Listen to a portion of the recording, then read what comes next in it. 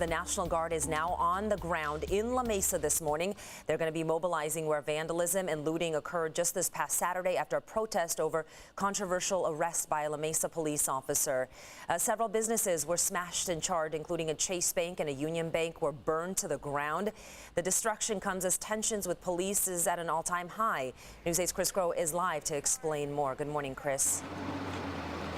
Good morning, Eric and Stella. And we're just across the street at La Mesa City Hall at the VFW, the American Legion post, and you can see those boarded up windows there across the street at City Hall, and right there in front of them, that very same picture right there. Obviously, you see those National Guard troops guarding City Hall there behind that yellow tape.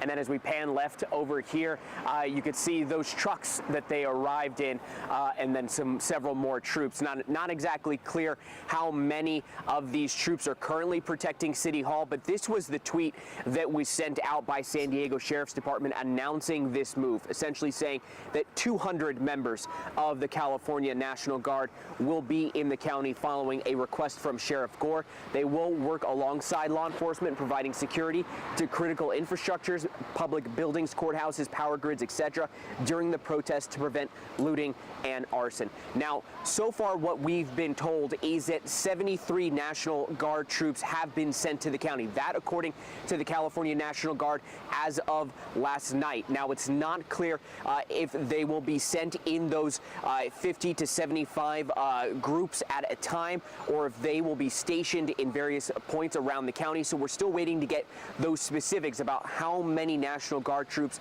are currently stationed in several cities of the county, and then specifically here in La Mesa. Now, the reason why, obviously, La Mesa is being a focus here by the county is that protest that we saw Saturday that grew violent. It started off as a very peaceful demonstration against a local controversial arrest, but again, it quickly got out of hand as the sun went down. It mimicked what we saw across the country in other instances of intense protests turning violent. That's why we're seeing the National Guard being called into several cities and counties and states across the country, not just here obviously in San Diego County.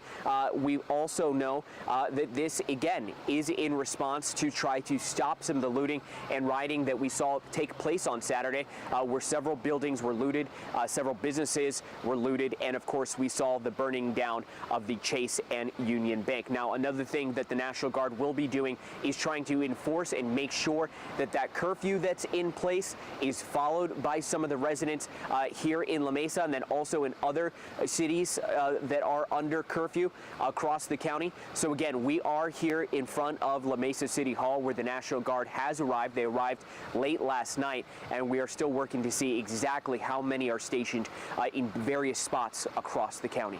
Guys, back to you.